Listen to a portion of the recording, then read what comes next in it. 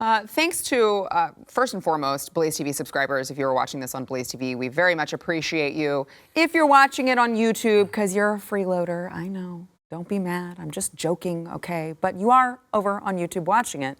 Just do us a favor. Go ahead and gently tap that like button and make sure you are subscribed to the channel. A bunch of people have complained that they have been unsubscribed. It wasn't us, okay? I'll give you a hint. It wasn't our channel that's unsubscribed you, so make sure you're subscribed and comment, let us know what you think of the news of the day. So I want to get to, Eric, this what's going on in Tennessee. I love what Tennessee Republicans are doing over there. So we played the day that I'm sorry. I get a little choked up when I think about it. That fateful day of the Tennessee insurrection that happened over there on the House floor. Well, Tennessee Republicans expelled 2 state House Democrats yesterday over their actions during all of that storming of the state Capitol building, where, they helped them. They snuck stuff in. It was the darkest day, the day our democracy almost died. Yeah. I mean, these clowns have been telling us for 2 freaking years that taking over Capitol grounds, storming Capitol grounds, all of that is like the worst thing you can ever do as an American citizen. So, okay, great. Then that's really bad, and we're just going to expel you if you had anything to do with it. So this is Nashville Democrat Representative Justin Jones, expelled from the House, Democrat Justin Pearson from Memphis. And Jones here said that Republicans were leading an assault on democracy during his debate on his expulsion, and said the world is watching. Oh, no, actually, they're not. They're not watching a Tennessee hearing. Sorry, they're just not. And he admitted during the debate to sneaking a bullhorn into the chamber under his coat, after which he was the one who led the chants with people sitting in the balcony. Let's watch him. Today, ladies and gentlemen, is we are upholding our Constitution. We are protecting the integrity of this body. Let's vote to expel him. That will send the case back to the voters in Davidson County. And if after looking at his conduct, they find he should come back, we will welcome him as a representative. Representative Jones. Thank you, Mr. Speaker. I didn't hear a question, but while my colleague's statement was eloquent, what he was essentially saying was that Justin is an uppity Negro. Oh, Jesus Christ. Oh my God. He that wasn't. Oh man, these race obsessive hustlers, man. Like, he said nothing about that. That had nothing to do with anything. Yeah, but if you read between the lines, you heard the dog whistles in what he was saying. He just pulled it out, that card, man, that old faithful card. He just reached right in the back pocket and said, wham, right out the get-go. Like, Jesus Christ. Okay, I also want to play. Here is Representative Justin Pearson. Watch. Yes, I tell you, it was a sad day on Saturday. All hope seemed to be lost. Representatives were thrown out of the State House. Democracy seemed to be at its end. Seemed like the NRA and gun lobbyists might win. But oh, that was good news for us.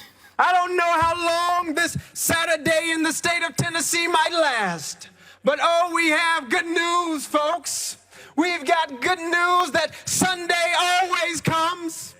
Resurrection is a promise. And it is a prophecy. It's a prophecy that came out of the cotton fields. It's a prophecy that came out of the lynching tree. It's a prophecy that still lives in each and every one of us in order to make the state of Tennessee the place that it ought to be. And so I've still got hope because I know we are still here and we will never quit. So is it like a thing where if people think that they speak like a preacher, it doesn't matter what they say, honestly, it will sound good? I haven't seen anybody speak like that outside of, like I say, pulpit. Like, I don't, that was kind of weird. Like, he thinks he's like, I guess, Martin Luther King. He was a preacher, though, as well. So I don't know who he thinks is a reverend. Maybe he is. I don't know. I don't know the man like that. Maybe he actually is.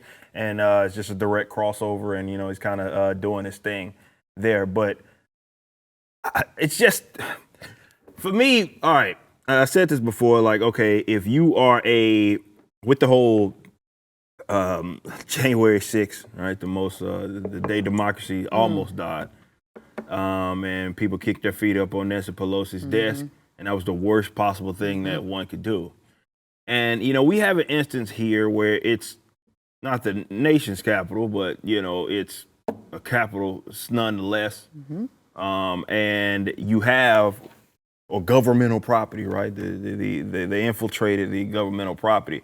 And the difference between, I would argue that this is worse, not in terms of the impact, but worse in terms of the fact that now we have and we know that there were actually members of members of the government assisting them in their efforts. Which, remember, they accused Republicans of doing in January 6th. They accused, even though Trump said the complete opposite, they certainly accused him of leading this whole deal. So we have direct proof that they actually aided in this, right? So one could take that as you utilizing, I don't know, I guess trying to get a bunch of mob of people to do something against your political enemies, right? Now, in any other context, and this is why the whole, well, imagine if it was us type of thing doesn't really work with these types, because, well, being hypocritical is only something that matters to people that look at that as a core set of like ethics and values that they find, let's say,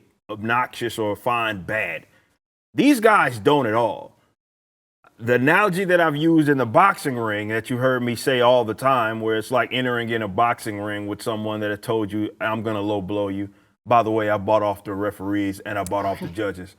And you go into there thinking, well, I got all this integrity and I'm going to, they don't care about it. They don't care. Like they have let you know we fight dirty. And what they anticipate is that, I take it back. What they do is actually use your set of values against you. Against you, because they know that that's something that you value and care about. So they're like, well, they don't care at all about that stuff at all. So they'll use it certainly against you. And this is where, whether it be you a Republican, whether it be you a conservative, whether it be you, let's say you're not one of these sort of weirdo sort of Democrats, you need to acknowledge the landscape and how it is that they play. Because, going back to our first segment, you can't defeat sort of an enemy unless you understand that. To take it back to video games, which has nothing to do with this. But there's a game called... But you're Eric July, so you're going to take it to video games. And it's my show today, so I get to do this. There's a game called Ghost of Tsushima, right? And the main character... they were fighting Mongols. It's based on that sort of era or whatever. And as they're fighting these Mongols, as they call them, the uncle, right, the main character is like, we don't fight like them. They do all these dirty tactics. And Jin, main character, he's like, I'm trying to save us. I don't care. I'm gonna do all the sneaky stuff that they be doing to us. I'm doing all of that. And it was a real kind of depiction of kind of how real world politics and the real world culture kind of manifests itself, because a lot of people go into it thinking that it's admirable to just play fair with people that play unfair, but that's actually going to cause you to lose a battle. So this is one of the instances where they're saying, all right, y'all made the rules before, so how about we just play that game? Screw all the hypocritical stuff. No, we're going to play your game. You can live by the rules that you created. Yeah. See how you like it. See what happens next. If you like that clip, there is plenty more where that came from. Click the link in the description below to subscribe to the News and Why It Matters YouTube channel to watch the full episode.